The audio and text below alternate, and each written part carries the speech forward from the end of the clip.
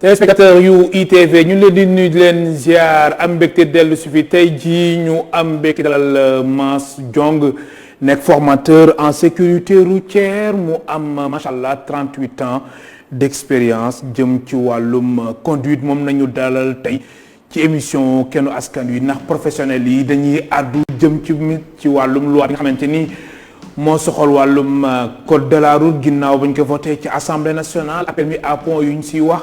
ak tamit accident yu bëri yi nga xamante ni dañ koy nemmeeku ci dëkk bi lan moo ko waral mbir bi lan moo siy saafara Mass Diong dina ko yaatal ci bile émission maa lay dalal jàmm ci plateau kennu askan wi fii si ITV Mass Diong. maa lay nuyu di la ziar di nuyu waa Sénégal ak waa kër gi. fii nag yàlla dafa def dama bëri ay soppe. ay waaw man maa leen sopp. dëgg la donc di leen ñaanal daal ngeen jàpp rek. dëgg la waaw image yi rafet na plateau yi rafet. jërëjëf chaque fois damay def ay commentaires. oui. image yu rafet vraiment. di leen féliciter daal. merci beaucoup Mass Diong alors Mass yow sa xam-xam dafa màcc ci wàllum lu ñuy wax sécurité routière. nga nekk formateur donc en sécurité routière. gis nañ fan yi ci assemblée nationale juróom-ñaar fan ci weeru avril ñu voté fa benn loi bi nga xamante ne dafa soxal lu jëm ci wàllum code de la route. ak lépp lu aajo wàllum kaaraange si yoon bi rek ñoom permis à point. alors Mass Diong gis nañ ni ginnaaw bañ ko voté coow li bëri na mbirum permis à point yeeg yooyu. alors d'abord yow sa jàngat ci loi bi lan lay doon. avant ñu koy def dal ñu ko njëkkee wax président génn wax premier ministre. génn wax. premier ministre d'alors. waaw d'alors muy Mohamed Boun Abdallah Dionne laa jóg.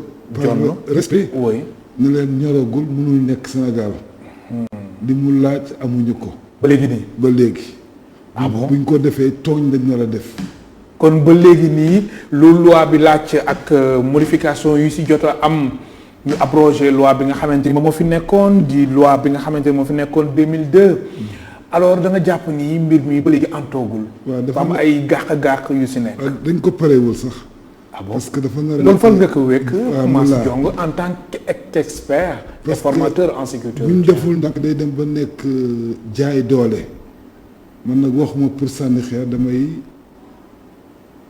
lanceur d'alerte rek awma si noon yàqalu ma. oui. mais dama leen yàgg wax ne. teg bi ko premier ministre ak président waxee laa leen buñ leen embarqué parce que dañ leen yàgg embarqué si ay loo xam ne sax boo moytuwul day mujj wëlbatiku gaañ ñi leen fa teg. lu mel nii permis à point bi. oui daan si ñëw ci kanam tuuti sax. voilà oui. donc yu bëri li mu laaj dañ ko amul. lu ñuy laaj dañ ko amul. lii permis à point laaj pour nga appliquer ko. amuñu ko. kon loolu dafay tekki nii que ni permis à point suñ ko instauré suñ Sénégal ndax nee nañ fi les 3 ans daanaka mën nañ nangu permis ñu ñëpp wala ñu bari. dafa mel ni loolu nga bëgg a wax. d'ailleurs c'est benn télévision waxoon naa ko ci journaux yi. oui. buñ ko appliqué Sénégal dans 3-4 mois kenn dootul dawal ci capitale bi. kon permis yëpp la ñuy nangu. alors tax te boo moytu ñoom ñooy ko nangu ñooy tooñ. waxuma pour sànni xeer de. mais li ngay wax nii fan nga ko. kay bàyyi xam nga permis à point bi ko nasaraan bi di def dafa fekk mu defar lépp kaaraange lépp. lu si aaju yëpp. lépp li mu laaj. ne léegi nag. environnement beeg lépp. lépp ne léegi nag bu accident amee embouteillage yéen yi si bëri erreur conducteur la. dama leen di dégg tout le temps ñuy wax erreur humaine. loolu dafa vaste. accident yi am fii de toujours erreur conducteur.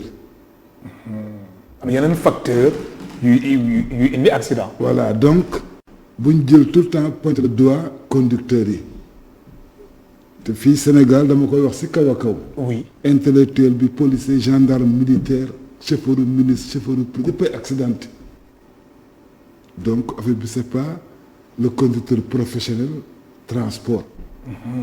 buñ ko appliqué nag ñoom la ñuy lor. ah bon. parce que ñoom si tali bi lañ dëkk 12 heures 10 heures de temps par jour. si tali bi lañ dëkk. tali bi lañ dëkk. mais tamit tali bi aussi ku si nekk soo sonnee dafa war a noppalu. d'accord naa loolu d'accord naa. oui loolu d'accord naa dama bëgg wax ne. ñoom ñoo ëpp chance su am contravention. foo dem si àdduna bi. donc bu affaire yi jagul nag. oui ñoom la ñuy handicapé.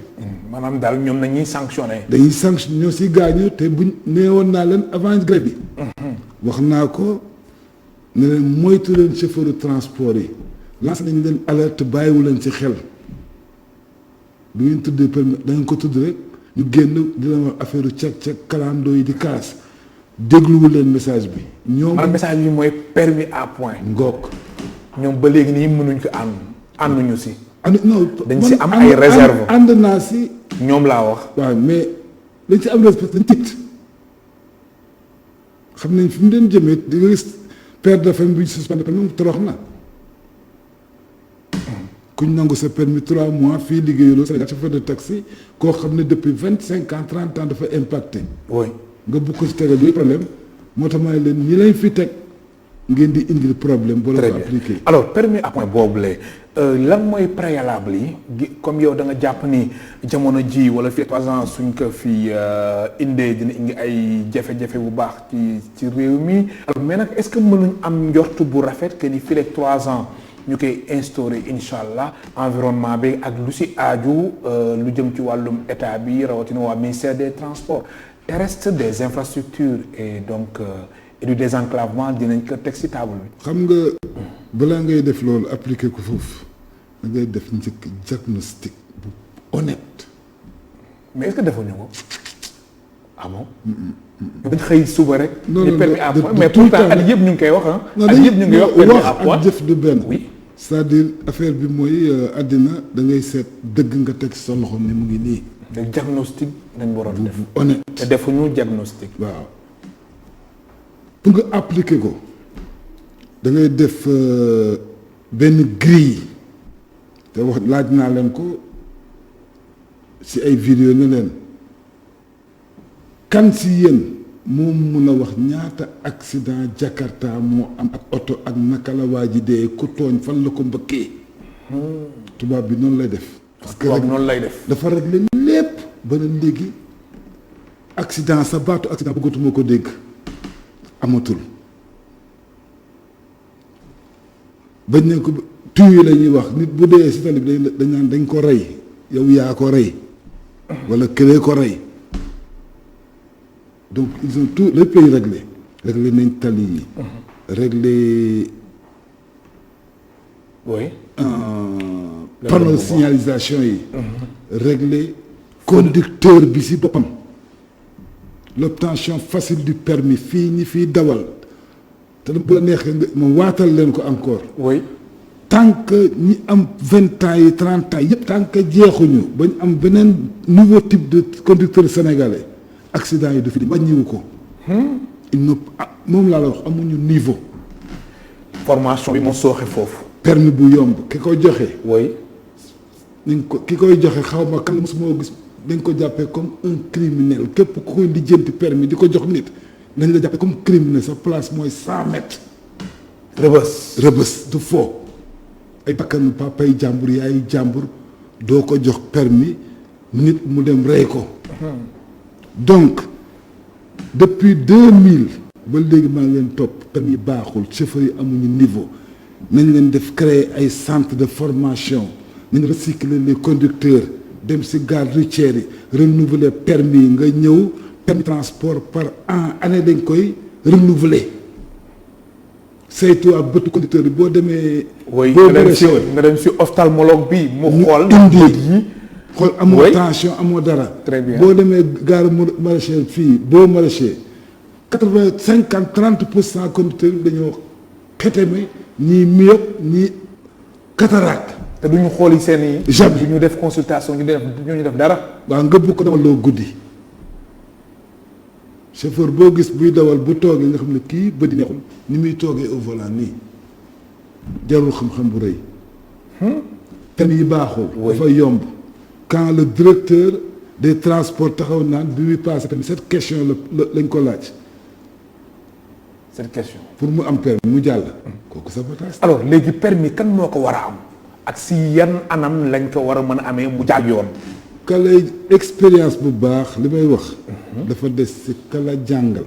la nga fa jàngee la nga fa jëlee boo ko boolee mooy expérience bu baax loo jël n'importe qui neex naa ko jooy ko kaas ko gis naa xam naa auto école dafa war a am académie fii. auto école du n'importe qui mun naa dawal damay jàngale ki lay jàngal bu xam dara man bi may njëkk a jógee Sénégal foogoon naa ne mun naa dawal ki ma doon jàngal yaakaar naa moo dàq si àddina bi. dama dugg États-Unis 84 xam ne munul dara. li ma jàng baaxu si loolu moo tax bugg dugg si lii. très bien mais pourtant ci bis bi ñuy voté lu jëm ci wàllum loi bi ministre bi xam na ne dinañ créer benn conseil supérieur de la sécurité et de l'éducation routière. am na solo mais kan mooy jàngale. kan moo fa jàngale. kan la. loolu mooy laaj bi. mooy laaj bi boo jëlee li fi nekk ba pare 20 ans ñu am 2 morts par jour problème bi résolu ko réglé wu ko baaxul nga bugg a jël les mêmes personnes ñu continuer liggéey bi ki yàq liggéey bi da mënu ko defar jarul xam-xam bu rëy. kon lu tax ñu nemmeeku ni que ni accident yi chiffre yu mujj yi plus de 500 morts wala 600 morts. tués pas morts tués. waaw tués voilà par an lu tax. parce que maanaam ñoom dañ leen rey. dañ leen rey ki ko am permis moo leen rey ki ko jox permis bi mooy ki ko reylu ki di jënti permis bu yomb. mais loolu bëri na de. moo ni ma la oto juróomi téeméer jàpp juróom benn téeméer di dem. mais dafa warul nekk dañ leen a rey am na yenn accident yi chauffeur bi prison la war a jëm. mais pourtant loolu mu ngi am quand même. ay 6 mois nga may wax ay 7 personnes dem prison 6 mois. kon loi bi dañ ko war a xoolaat. parce que sanction bi ci gis dafa néew. ñooñu bu ñu leen. waaw mais tamit am na ay accident yoo xamante ni est-ce que coobare chauffeur bi la quand même. déggoo li ma la wax. oui accident baat bi assurance dëkk tubaab bi waxtuñ ko dañ ne ali bi lay la lay. lay la lay doomu jàmbur di wër lay accident na. yore téléphone mbëkk nit kooku accident la. accident tubaab bi lay nañ ko jàppee assurance police kenn du ko waxati ñu yore kaaraange bi kenn du dañ ko bannir boog si sécurité. alors yow États-Unis nga nekk. waaw foofu moom xam nga fa foofu la ngeen di wax ci jëm ci wàllum accident. non dañ naan la def ni collision choc def naa choc mbëkk na oto mbëkk naa ko si gannaaw. collision. waaw boo ko waxee assureur bi daan la déedéet da nga ko mbëkk du accident. loolu la lay wax carrément. carrément policier bu ñëwee loolu lay wax. kon Sénégal def say cinéma say yaa xamul ba rey doomu jàmbur bàyyi jàmbur benn tali yi. xam naka monsieur le président monsieur le ministre. oui. waxuma pour sànni xeer. naka la nit di defaree tali. defal autoroute. def erreur yu mel ni triangle de la mort laa ko tuddee. Mariama Niass mariste échangeur mélangeur laa ko tuddee. booy dem par doigt parcelle. ku defar loolu nga bëgg ko jox defaraat tali. Mariama Niass foofu lu fa nekk nga ni. ki ko defar xamul tali. xamul tali du liggéeyam. alors loolu moo tax une deux rek nga dégg ko accident. ki ko defar mooy ndey ingénieur bu ko defar la fa am moo ko def mariste entrée masse autoroute. ka fa la fa accident bu fa am ka defar tali ba la échangeur fa nga gis échangeur bu oto di daanu. bu ñu jëlee yooyu yëpp dajale ko nag. mooy li ma Mariama Niass nan la waroon tëddee. non ma loolu kenn defee noonu tali autoroute ni ko dugalee moo baaxul ni ñu ko defaree. ni ñu ko defaree moo baaxul. mariste boo jógee Dakar dem mariste dañ ko fossé. mais pourtant ingénieur ñoo def. du ingénieur wala ñoom duñu ay ingénieur. son bas c'est des cordonniers dama mer. Mass Diong formateur en sécurité routière moo nekk tey su gas yi émission kenn askan wi nga ne ñooñu ay lan nañ. ay cordonniers nañ dem defi leneen wala comptable wala lu mu doon. mais duñu ay ingénieur. non xamuñu tali. wala ñu def béton armé ay architecte lañu war a doon. bouchon yi fu mu am Dakar capitale bi ça fait 22 ans ma koy jooy. fu mu am ñun ñoo ko fa créé. embouteillage yu dul. yëpp takkarnaas yu dul jeex yu am. loolu la sa ñuy dëkk wax bi des bouchons merde c'est-à-dire bouchon boo xam ne ka dafa tali bi moo ko créé. ka dafa tali bi moo créé bu laat. d'ailleurs ban intérêt la am pour créer. parce que xamul lu muy def te duñu déglu di mer. mais quand même Mass nag doon ma ñoom ñëpp xamuñu dara. xaw ma ñoom ñëpp daal ki ko defar. mais doon ma ñoom ñëpp ci defar Mariama Niass. ki ko defar échangeur bi nekk fële wala tamit mariste. ak embouteillage ak ñoom ñëpp xamuñu tali. foo gisee échangeur autoroute nga jógee autoroute di taxaw stop oto yi di def nii nga oto taxaw ba sedd buy sa autoroute. loolu fii rek la am Sénégal. xamul li mu def xamu ko dañ ko toj oto yi di daanu en hauteur foo gisati si àddina ñooñu dañ leen di compter 6 mois yi donc loolu du faute conducteur bi moo tax ma ne la erreur humaine d'accord mais erreur conducteur ngay appliquer permis à point ne chauffeur bi moo def excès de vitesse abusive moo grillé feu rouge moo grillé stop moo deful li mu war a def ba accident am ba nit dee mais quand ingénieur bi def na musibam ngay dugg autoroute di ko duggee nii di tax a marqué stop si autoroute foo gis àddina autoroute waru ko am. même panneau de signalisation mënuñ ko teg correctement dañ koy bind di leen ko wax ñuy mer billaahi wallahi wa taalaahi teg ko correctement. mais est-ce que ñoom duñu la woo jege leen. non dañ lay ba wax wala ñu jël sa xam-xam mu musóor kalawu di ko jëriñoo sànni la droite. kon yow soo ñëwee dañ lay ba wax. maa la ko wax ak di la. xam-xam nga fi wax yëpp. wallaahi wa taalaahi mooy waruñu la ba wax. loolu kay njëriñ la kay. waruñu la ba wax weeru koor beneen bii. oui ban beneen 3 bi. bu Cambérène bi wala. bu njëkk bi bu. beneen bi wala dégagement nord bi nekk fii nii. kër be ay Mermoz. cité kër góor géegi yooyu. ay Sacré Cœur ak ñoom seen yooyu. bañ koy defar laa leen du baax ils ont mis 14 milliards def yàq kër jàmbur yëpp. lu tax nga ne du baax.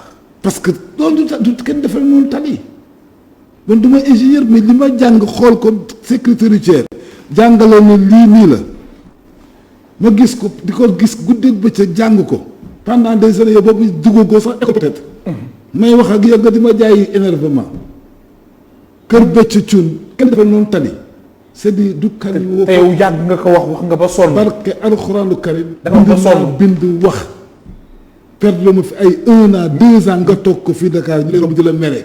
ñu taxaw te ñoo la woo sa ministre woolu la nga toog mu ne dimbali ñu yaa ngi gën a xam ñaari directeur toog. Mass Diong formateur en sécurité routière mooy tey suñu gan si émission Kennu Askan Wi ñuy waxtaanee lépp lu jëm ci wàllum code de la route sécurité routière ak permis à point yeeg ak accident yi nga xamante ni ñu ngi koy naqar lu baax a baax mu takkarnaase si dëkk bi alors accident yi xam nga nee nga sànq que ni ñoom dañ leen di rey tué mais nangu que ni tali yi tamit suñu tali yi mooy loolu suñu tali yi baaxul xat na fii da ngay gis ay tali yoo xamante ni ñaari voies lay doon mais yàlla xam doy na du muy xatee loolu est-ce que jaadu na. jaaduwul.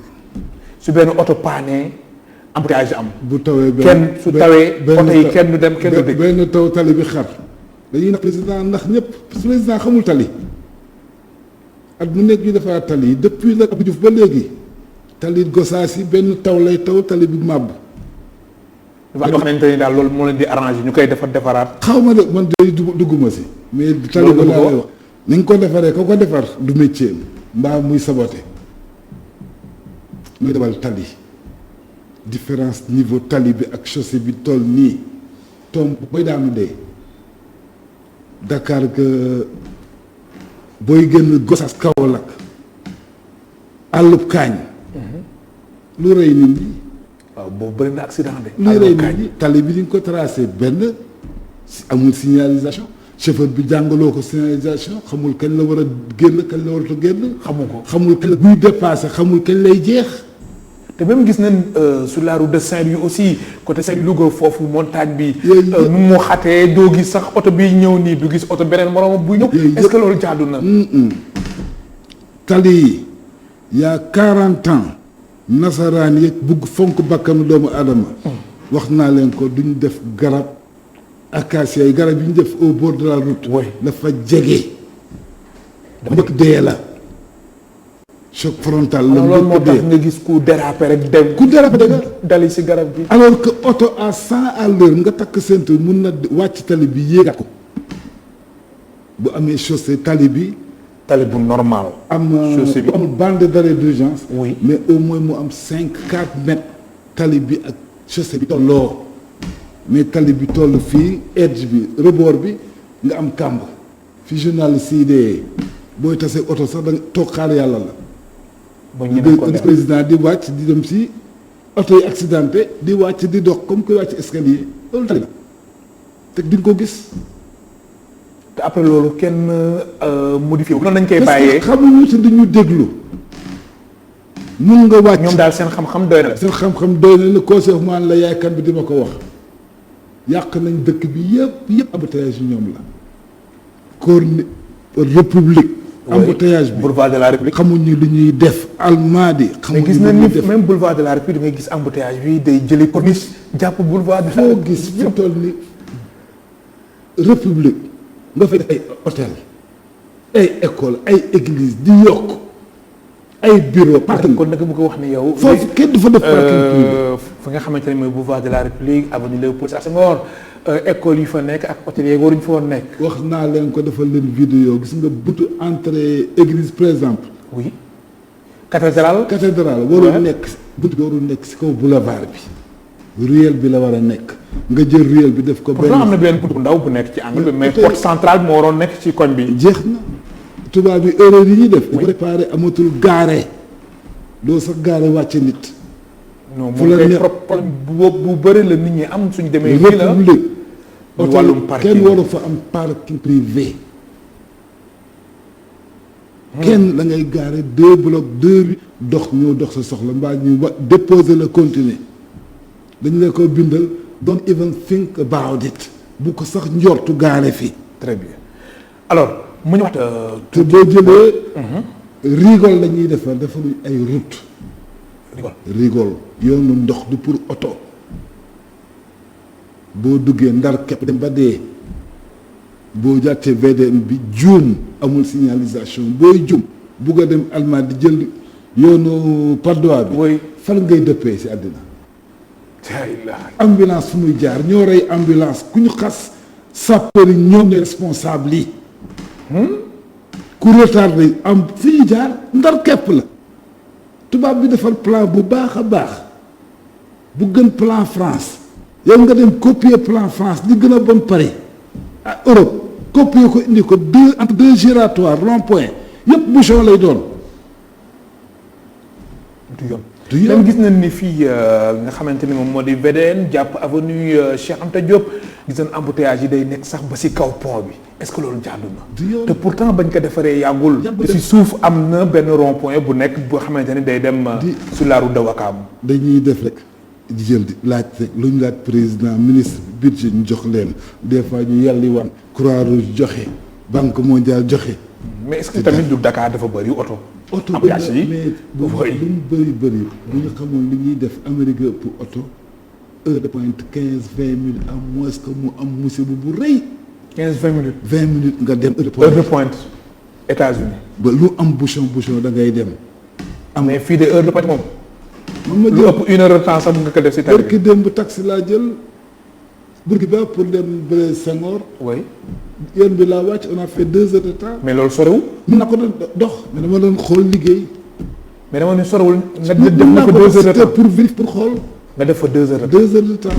j'ai payé 5000 laa may waaji ne ko demal nga jàngi béy bàyyi taxi bi di nga dee. mais kuy dugg Dakar sax di dem Touba wala Diourbel sax. léegi moins de 2 heures sax da nga fay def. ak autoroute à péage bi. ñu déglu boo jëlee lu ma toll ni station essence. oui jël immeuble 15 étages.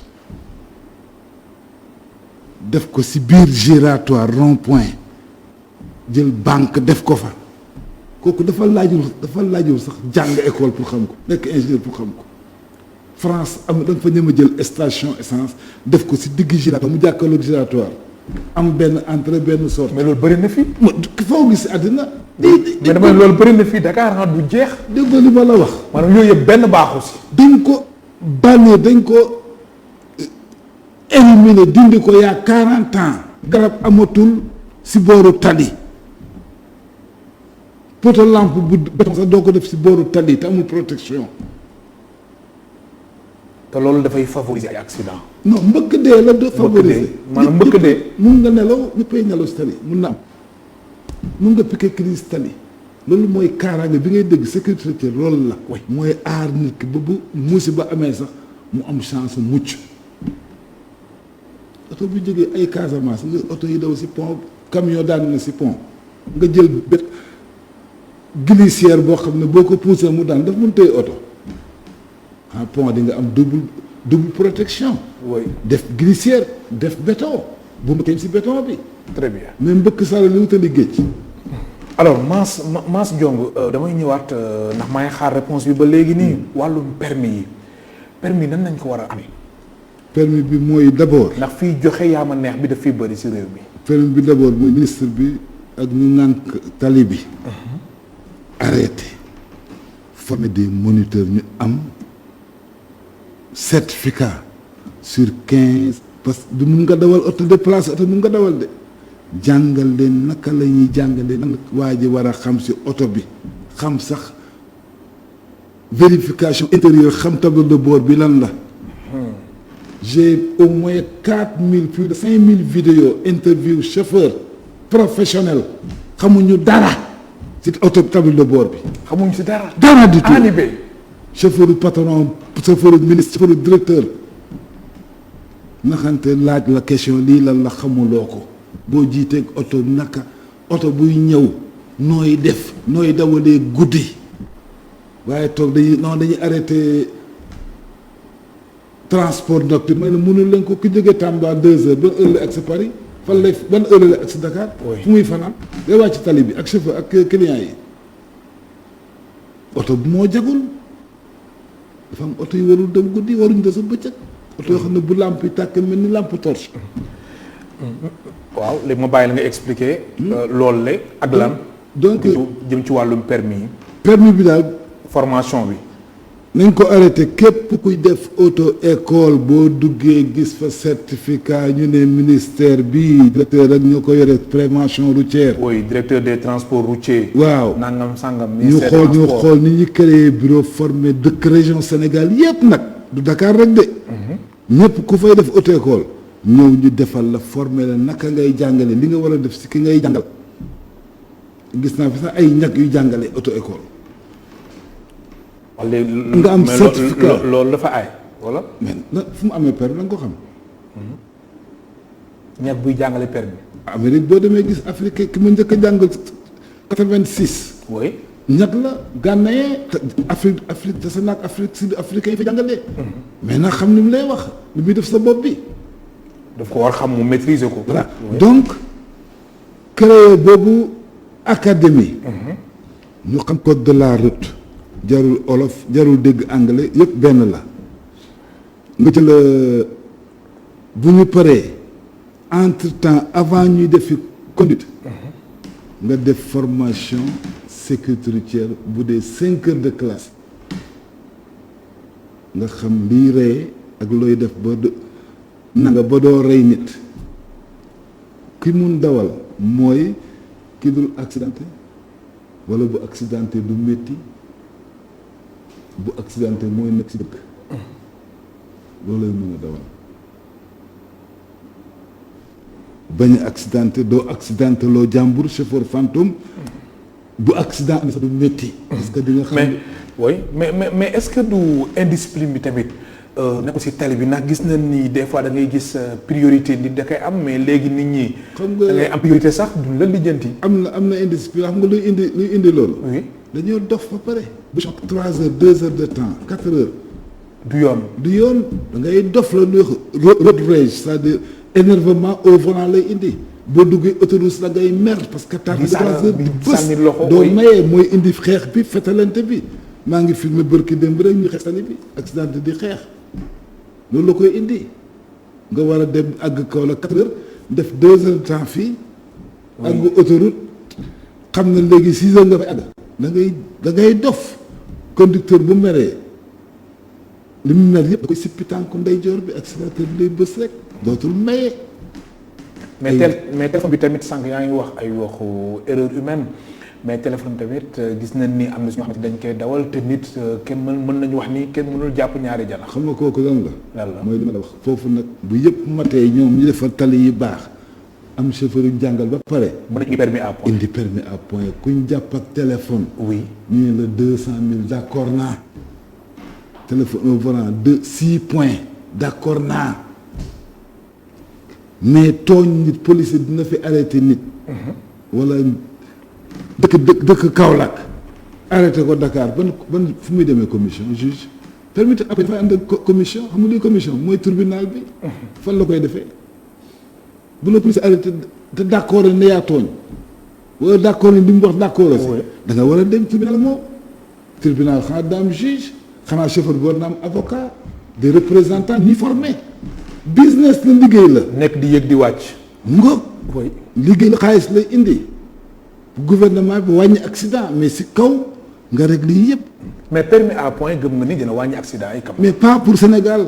pas pour Sénégal déedéet. yow booy dawal Europe wala Amérique boo dawalee ba ñibbi sa kër amoo contravention ba gisoo ba arrêté wu la sa ngay sant yàlla parce que da ngay réglé. mais ñii du problème mu réglé dañoo xamul li leen di rey ñi dee ñëpp nag laa wax ci dawal. su ma baat si kaw buñ leen dekkilaatoon tegal leen si volant tegal leen si même situation bi accidenté woon dee dañuy deewaat. le niveau est trop bas. barke alxuraanu karim boo buggee nag ma indil la ay vidéo yëpp tegal la ñu am 10 ans 15 ans 20 ans d' expérience xamuñu si tableau bord bi dara xamuñu sa dara. dañuy téye seen volant rek di tëlli rek. day dawal oto nga ne ko waaye sa oto bi dafa crevé de mu ne la ah noo ko xamee oto baa nga koy wax enregistré bu bees 2022 buy pneu di toj foo ko gisati ngay taal oto bi naan la crevé naa ngay daw rek ba mu dee tël. Mass Ndiong formateur en sécurité routière moo nekk tey suñu gan si émission Kennu Askan Wi alors. lu jëm ci wàllum gis naa ni yow li leen naqari. li leen naqari 22 ans nag 22 ans. oui maa ngi wax. yaa ngi wax te yow am nga 38 ans d'expérience. macha allah bi ma leen di wax centre de formation. sécurité routière di leen wax arrêté leen ñu def ay centre de académie. mais quand même espérons que ni conseil supérieur. bi jëm ci wàllum sécurité ak éducation routière dina jël en compte yow sa préoccupation yëpp. fale bi ma xam nga ñu faale ku weex tàll ko jóge Israël nga jàngal nit ñëw ba pare dellu ma ñëw ne ko lii lan la lii mun a xaw ma nga ne ko jàngal na lii régler rétroviseur correctement xamu ko. alors wàllum embouteillage bi gis nañ commencé na daw train express régional BRT bi tamit bus rapide transit jàpp na ni moom tamit su dawee comme ñu ko kilifa yi di waxee embouteillage bi dina wàññeeku bu baax si Dakar. yàggatul dara day yàq këru jàmbur yëpp BRT bi parce que alxuraan maa la ko wax bindal signé def naa nag wër naa ko léegi rek laa jóge sant ne di xool day yàq habitation kër jàmbur yi. da nga wax ni jaru ko woon. jaru ko woon. ah mais loolu tax jaru ko mais xam nga développement tamit dafa laaj loolu. dafa laaj ay infrastructure routière dafa laaj aussi ay train express régional BRT quand même. TER ak d' accord naa. oui. TER d' accord naa. BRT mais transport. du ay fo. ah mais ñu foo wuñ tamit di. xaaral rek yàggatul dara yàlla na ko yàlla àggal ak jàmm ba moytul Macky dina leen woo ñu dugal si néeg ak téye leen dëkk bi dañuy ndar képp président ne leen woon da ngay ma tonton nag moo tax ma ne ko monsieur le président bi mu faloo daan na ko seetal ñu la defari. mais ñoom ak éloge yu ñu wax si BRT bi yëpp. waaw loolu yëpp njëriñ gu mu am yëpp. day wàññi embouteillage bi ndax embouteillage bi soo xoolee. wàllum koom duñ fiy ñàkk si xaalis kenn xamul lu mu doon toog. te boo bindee sa contrat yaa ngi Modou Lo wala Balla Gaye de boo dem da ngay bàkku tous. ni may gagné. waaw te xam nga nag wóor na loolu rek Modou Lo da lay terrassé wala Balla Gaye. nit a mel noonu moo tax boo defee yenn musiba yenn erreur yi benn yoon benn ci nga koy def. doo laal tali. waaw mais léegi à la place du BRT. lan ngay proposé Mass Ndiong. defar dindi embouteillage ba mu dëñ moo fi embouteillage moo fi indi combi. lan mooy dindi embouteillage. defaraat tali bi dañ toj lu bëri toj te ñu ngi gën a. loolu tamit day indi embouteillage travaux yi embouteillage. non déconstruire defaraat dëkk bi. de immeuble yu bëri dañ ko daana ji xam nga ban président mais quand même loolu ay conséquences la de. ñu Japon def na ko. oui léegi ñu daana ay immeuble yu bëri. New York def na ko.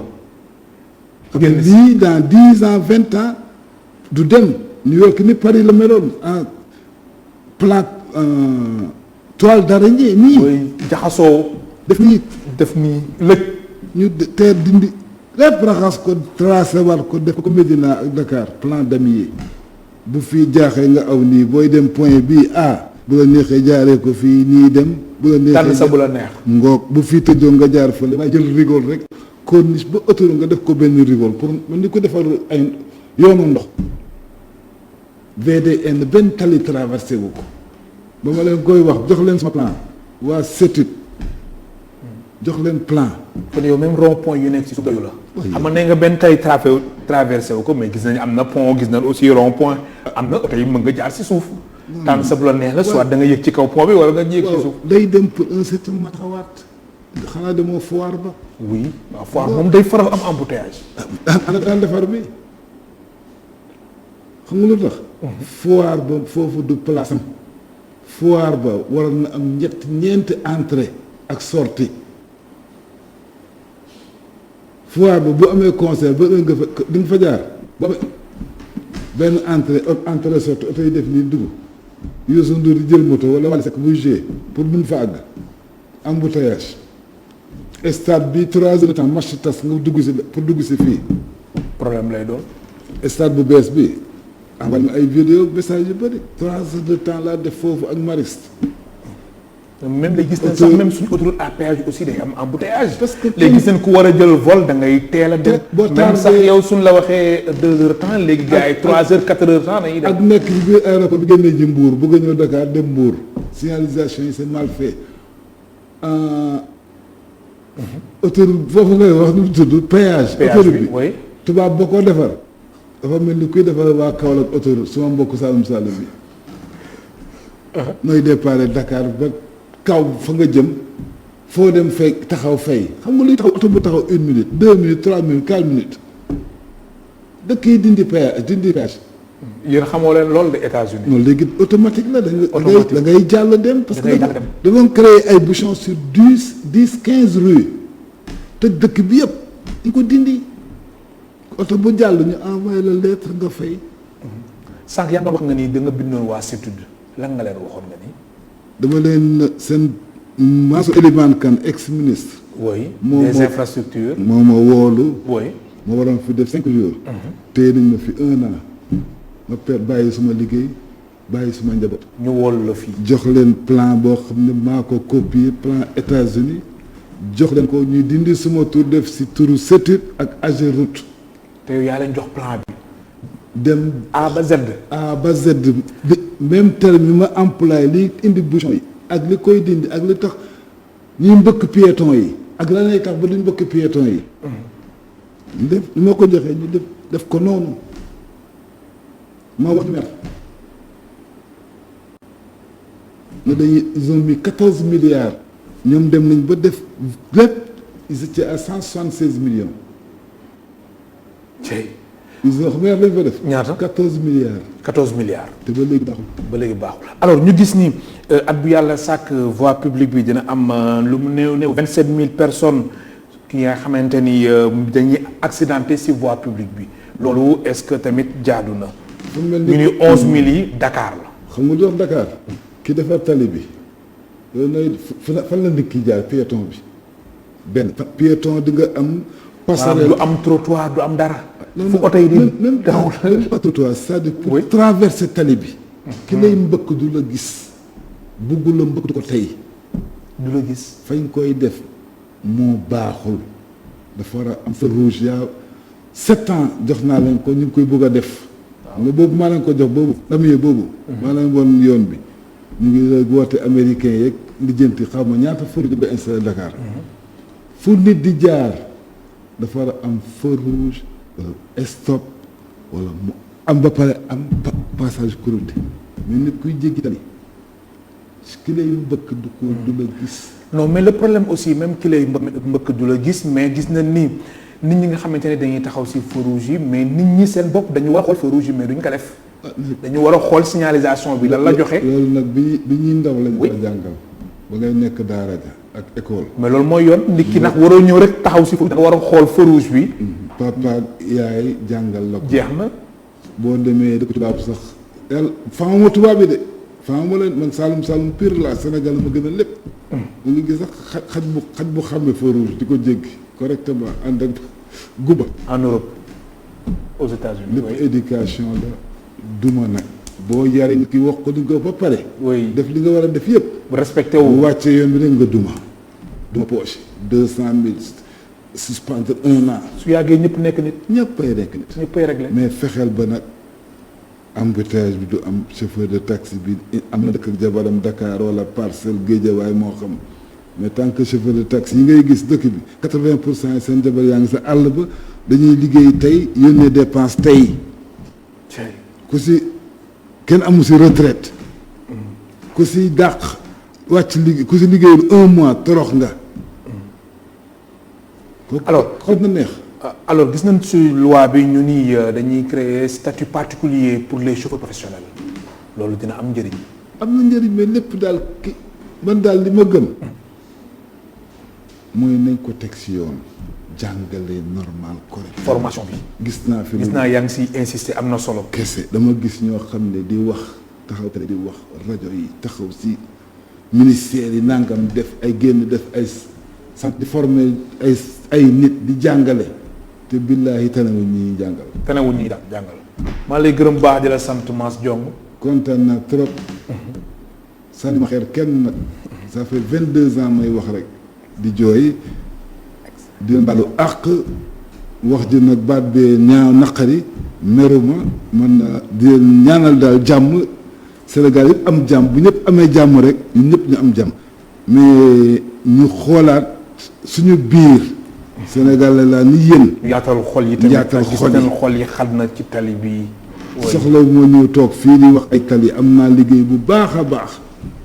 am na fukki métier ak juróom-ñaar maître boulanger la liggéey habillement mode je gagnais mieux qu'un ministre au Sénégal ma ko bàyyi ndi naan damay dugg si àll bi Fatick gare routière yi di jàngale bugg Sénégal maa leen gën a bugg Sénégal foofu loolu rek la woon. maa lay gërëm baax di la sant. di la remercier bu baax yàlla na yàlla wan a. amiin nekkoon Mass Diong nekk formateur en sécurité routière moo nekkoon tey suñ gan si émission Kennu Askan Wi Iba Mar Sène moo nekkoon ci son bi ci réalisation bi Ramatoulaye Sall Diop ci caméra yi Sidi Niang amul seen fay mbokk téléspectateurs yi jaa ngeen jëf.